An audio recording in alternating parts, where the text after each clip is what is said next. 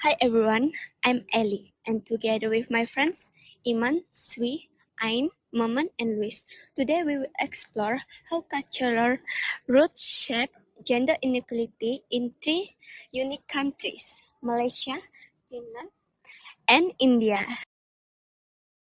According to UN Women 2013, gender inequalities is a long-standing global issue affecting women's access to rights, opportunities, safety, and representation. Let's dive in.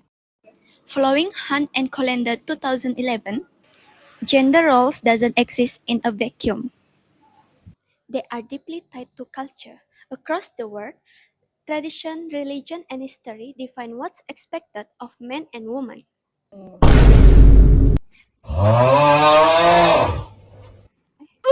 Thank you. Let's start with India, a country shaped by strong patriarchal tradition. Here, women are often seen as bearers of family honor, with roles limited to domestic duties.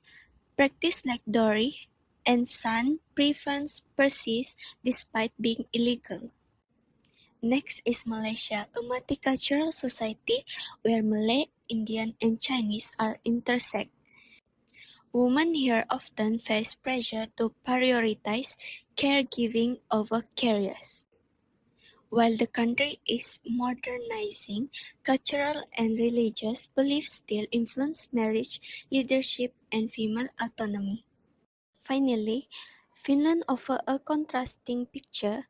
Known for its commitment to equality, Finland has progressive policies like shared parental leave and high female political representation. Remember former Prime Minister Sanna Marin?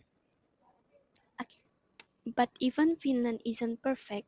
Subtle bias linger, especially in corporate leadership and tech sectors. Gender equality is taught in school, yet women still face hurdles in reaching CEO roles. This shows that no country has fully eradicated inequality, but each can learn from the others. Let's move on to the causes of gender inequality. Okay, next, what is the causes? Gender inequality in India. culture and legal weaknesses. Patriarchy, institutionally through religion, custom, and family. Next is weak enforcement of women's rights law. Third is limited access to education and financial resources, especially in rural areas. So how about Malaysia?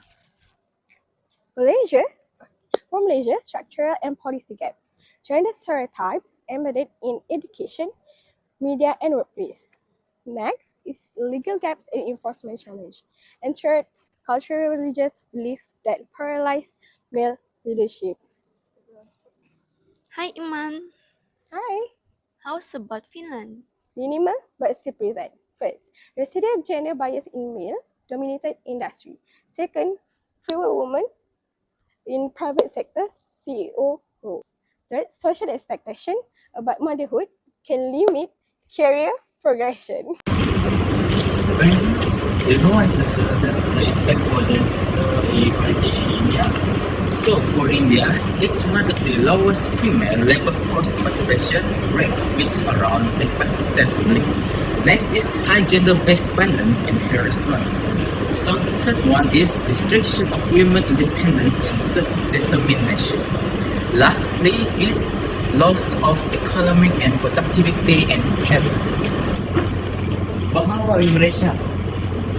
So, in Malaysia, its persistent wage gap and low women representation in top of management. Secondly, is double burden on working women managing home and jobs. The final one is slow progress on UN Sustainable Development Goal 5.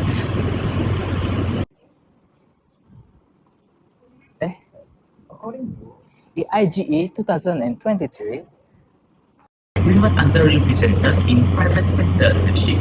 Second one is gender expectation in parenting roles. And the final one is small but persistent gender wage gap in some sectors.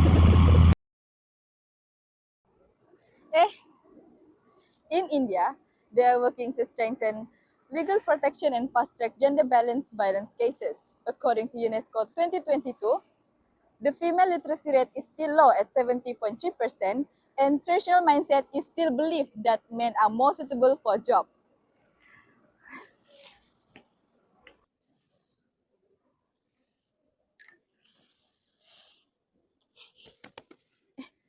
As for Malaysia, Gender Equality Act is still in progress.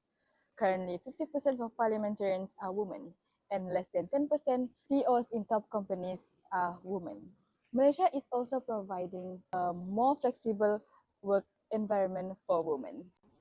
Kau gadisku yang cantik, coba lihat aku di sini.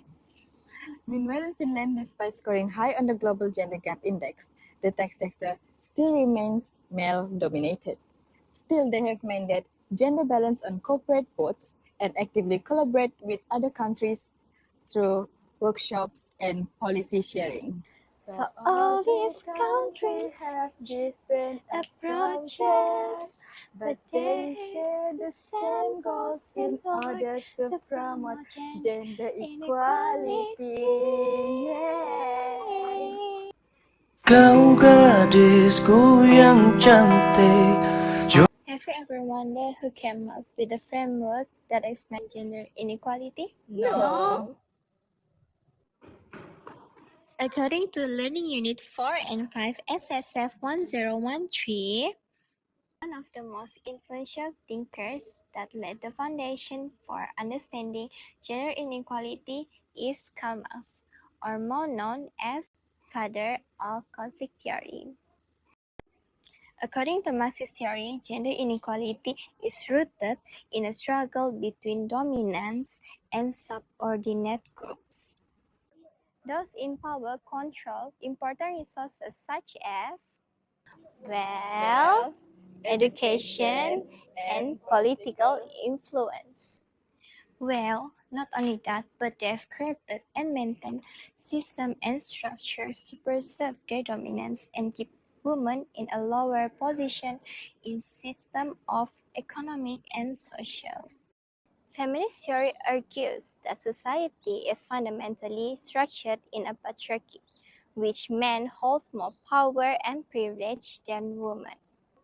These structures create systematic inequality, meaning that unfair treatment of women not accidental, but rather built into laws, institutions, and cultural norms. Last but not least, functionalism theory.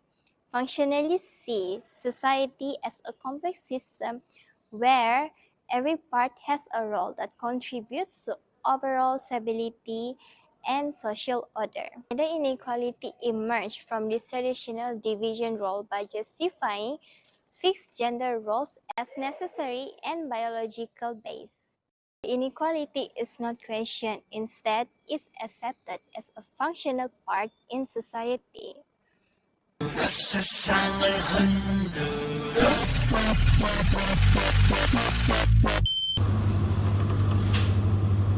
So I think this is the end of the presentation. So in conclusion, gender inequality takes different forms across civilization. For India, issue is deeply rooted in patriarchal and legal implementation. For Malaysia, balance traditional value and slow reform, but in Finland, so that even progressive country must address suitable form of bias. Social science help explain the cause and solution of inequality through structured evidence-based analysis. So this is all from us, from Group 9. Goodbye.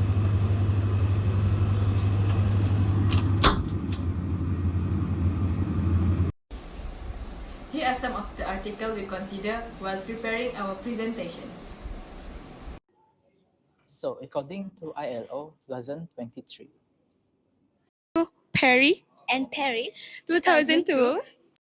DOSM 2022. according to UN Women 2013, ILO 2023. World Economic Forum 2023.